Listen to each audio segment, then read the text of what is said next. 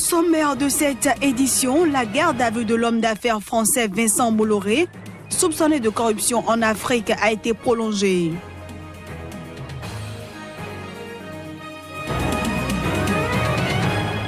Au Burkina Faso, pour exiger la satisfaction de sa plateforme minimale revendicative, le syndicat des travailleurs de l'action sociale a lancé un mot d'ordre de grève de 96 heures depuis ce mardi. Enfin, Caroline Stein, la fondatrice de 67 Blankets, a réalisé un portrait géant de l'ancien président sud-africain Nelson Mandela pour célébrer le centenaire de sa naissance.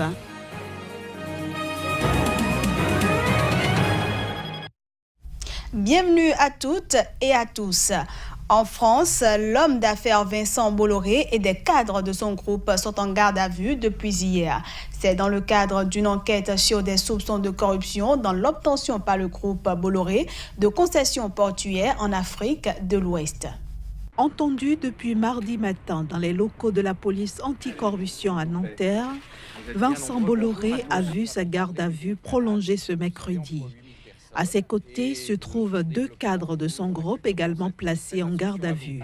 Il s'agit du responsable du pôle international de Havas, Jean-Philippe Doran, et du directeur général du groupe Bolloré, Gilles Alix.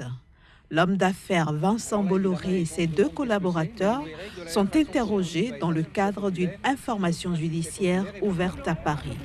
À l'origine de cette affaire, les plaintes d'un ancien associé de Bolloré, Jacques Dupuy-Doby, relatives aux conseils prodigués en 2010 par Havas lors des campagnes présidentielles victorieuses d'Alpha Condé en Guinée et de Faure Gnassingbé au Togo.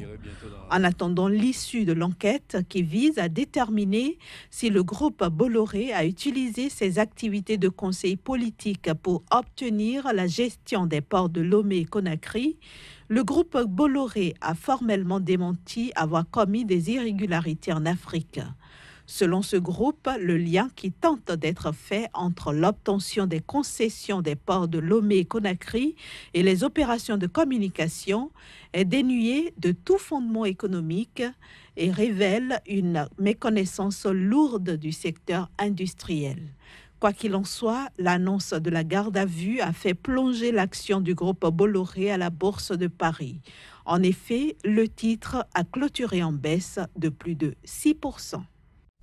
Suivons à présent la réaction des Togolais après l'annonce de la garde à vue de l'homme d'affaires français Vincent Bolloré. Cette affaire du groupe Bolloré nous donne une leçon, celle qui consiste à se dire que le monde change et le monde évolue. Et que, quelles que soient les situations, lorsque vous posez des actes aujourd'hui, vous risquez de vous rattraper demain. Et donc, c'est une affaire qui encourage, nous, les organisations qui luttons dans le domaine contre la corruption et qui sommes engagés et qui demandons toujours à ce que la vérité soit dite dans de pareils cas. Nous encourageons la justice française et nous les félicitons et parce que c'est une justice qui est en train de nous montrer qu'elle n'est pas ce que nous pensons le plus souvent. Et elle est en train de faire un travail. Ça prouve désormais qu'il n'y a personne qui est au-dessus de la loi et que nous sommes tous égaux devant la justice. C'est difficile de commenter une action judiciaire en cours. En revanche, il faut souligner que la pratique de l'opacité dans les affaires et dans la politique est quelque chose de très courant au Togo. Et donc, il faut laisser la justice s'exprimer, aller jusqu'au bout. Je déplore simplement que ce ne soit pas au Togo que cette affaire soit traitée. Et je déplore également que le nom du chef de l'État togolais soit cité dans ce type d'affaires. Allons à présent en République démocratique du Congo où le candidat à la présidentielle Alain Daniel Tchikomba était face à la presse à Malabo en Guinée équatoriale. Une sortie médiatique au cours de laquelle il a exprimé son inquiétude sur la crise socio-politique que traverse la République démocratique du Congo à quelques mois de la présidentielle. Il s'est également insurgé contre l'acharnement du pouvoir contre la candidature de l'opposant Moïse Katumbi à qui l'on attribue la nationalité italienne. C'est un reportage signé Narcisse Oum. Alain Daniel Tchikomba, le candidat déclaré à la présidentielle du 23 décembre 2018 en République démocratique du Congo, était face à la presse. Cet ancien exilé politique et aujourd'hui manager en télécommunication appelle à une nouvelle plateforme électorale et un nouveau courant démocratique en République démocratique du Congo. Il estime que la classe politique de la République démocratique du Congo est dominée par des intraitables, prédateurs, responsables de la misère et de la pauvreté indescriptible que vivent les populations congolaises. Je pense que j'ai beaucoup de chance parce que j'appartiens à la catégorie des appauvris. J'appartiens à la catégorie des Congolais ordinaires. Et je pense que les Congolais sont suffisamment intelligents pour faire la distinction entre ceux qui les ont appauvris et ceux qui veulent inverser l'équation de distribution des richesses. Il est principalement question de transformer la République démocratique du Congo en un État véritablement démocratique. Je suis scientifique à la base. Je parle sur base des éléments quantifiés. Quand vous regardez les indicateurs du développement humain au Congo, tous les indicateurs du Congo aujourd'hui sont au rouge. Alors, pour nous, nous pensons que l'État congolais n'existe plus.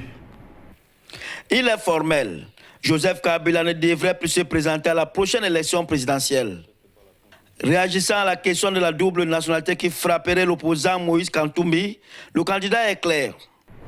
On dit que le gouverneur Katumbi avait la nationalité italienne en 2001.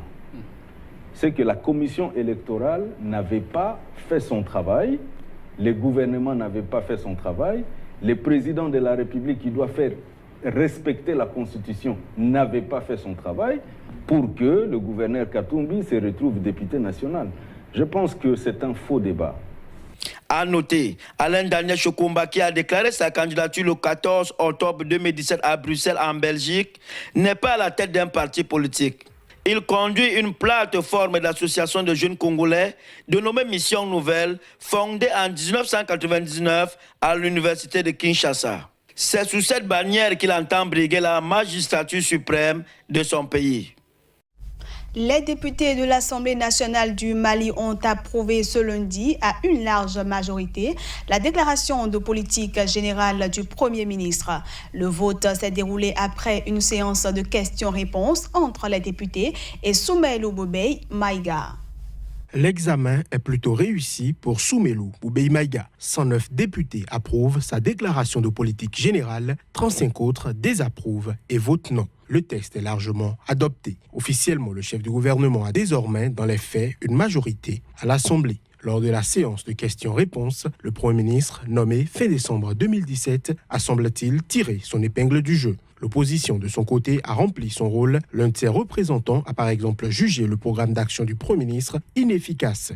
C'est de bonne guerre, ont déclaré des députés de la majorité. Parmi les projets de Soumaïlou Boubèye Maïga, il y a notamment la relance du processus d'Alger. Sur ce point, il a affirmé devant les députés qu'il assigne une nouvelle feuille de route avec les groupes armés du nord du Mali et qu'il entend la respecter. Outre les accords de paix d'Alger, il y a également le dossier de la bonne organisation de l'élection présidentielle de juillet prochain. Sur ce point, l'opposition l'attend au tournant, alors que de son côté, la majorité à l'Assemblée affirme faire confiance au chef du gouvernement. L'Union pour la République et la démocratie, URD, qui dispose de 15 députés à l'Assemblée, a voté contre la déclaration de politique générale du Premier ministre. Le principal parti d'opposition juge notamment que les délais sont trop courts.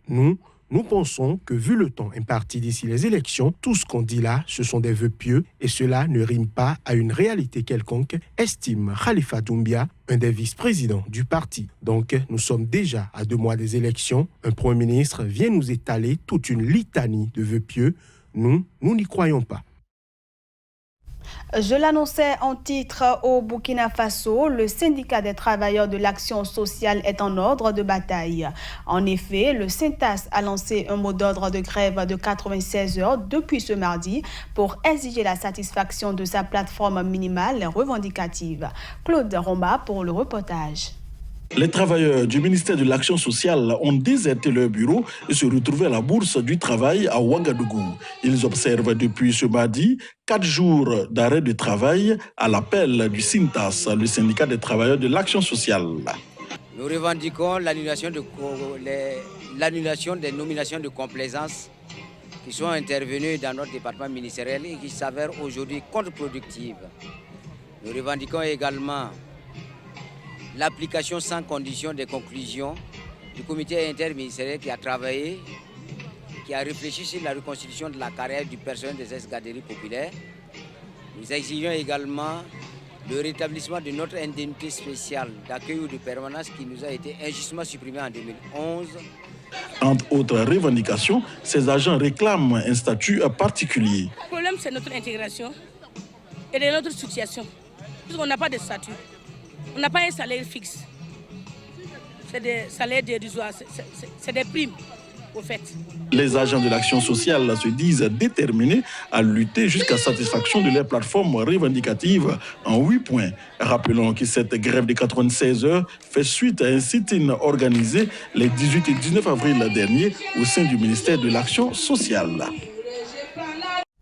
Pour célébrer le centenaire de la naissance de l'ancien président sud-africain Nelson Mandela, la fondatrice de 67 Blankets, Caroline Steen, a réalisé un gigantesque assemblage de couvertures à son effigie. Plusieurs centaines de personnes ont participé à l'ouvrage. 3 satellites documentent ce projet. Ce chef-d'œuvre massif de Mandela, je veux dire, imaginez un satellite, pas 1, 2, mais 3, c'est incroyable.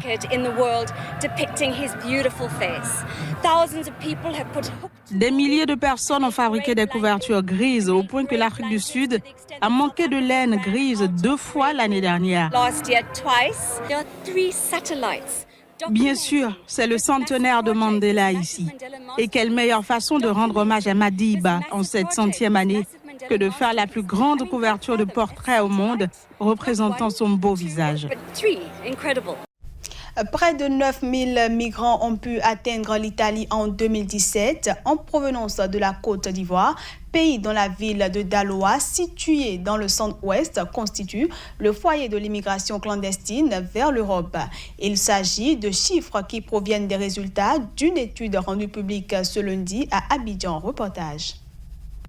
En 2017, 8753 migrants partis de Côte d'Ivoire sont arrivés en Italie, dont 1263 femmes et 1474 mineurs non accompagnés, selon les chiffres du Centre de volontariat international CEVI, une ONG italienne qui a réalisé une étude. Du 1er janvier au 31 décembre 2016, 12 396 migrants ivoiriens sont arrivés en Italie via la Libye. Ces chiffres représentent le 10e des candidats à l'immigration clandestine depuis la région de Daloa, située à 382 km au nord-ouest d'Abidjan. Avant leur arrivée en Italie via la Libye, de nombreux migrants ont péri en mer ou dans le désert. D'autres ont été mis en prison ou certains sont simplement portés disparus. Selon l'étude, 95% des candidats à l'immigration sont des Malinké, communément appelés les Dioula, une ethnie majoritaire en Côte d'Ivoire spécialisée dans le commerce. Ils sont également à 90% analphabètes ou déscolarisés et de confession musulmane. Les candidats à l'immigration travaillent dans le secteur informel où ils exercent des métiers tels que la menuiserie, l'électricité et la maçonnerie. Et c'est la fin de cette édition que je vous remercie d'avoir suivi. L'information reste en continu sur Sika TV.